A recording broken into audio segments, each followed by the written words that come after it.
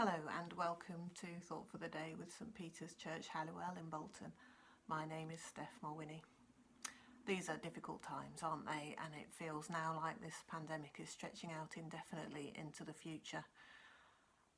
It leaves us feeling angry and frustrated, and at times like this it's very easy then to pass on that anger and frustration to the people around us. So I thought today we'd look together at a verse that's full of really simple, practical advice for getting along with one another. It's a little gem hidden away in the wonderful book of Ephesians, chapter 4, verse 32.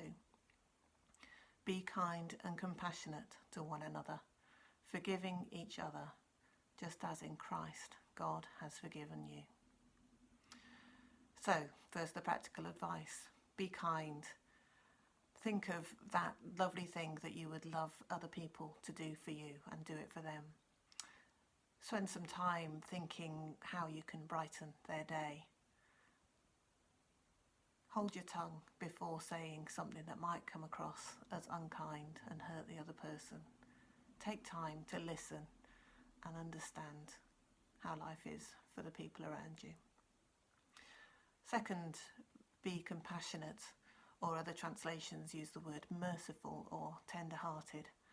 I think together they add up to basically cutting one another some slack. Tender-hearted is the opposite of hard-hearted. It's just allowing one another not to be perfect. Seeing things from the other person's point of view. And thirdly, forgiving one another. Letting go of the things that other people do that maybe aren't perfect. And it's all great advice, isn't it? But the power of this verse lies in the bit at the end. I think we all know that life would be better if we were kind and compassionate and forgiving to one another. But really sometimes the things that other people do leave us feeling so hurt and angry that it's really hard to be kind and compassionate and forgiving in return. At times like that, we need to turn back and contemplate all that God in Christ has given us. God's forgiveness in Christ doesn't say it doesn't matter.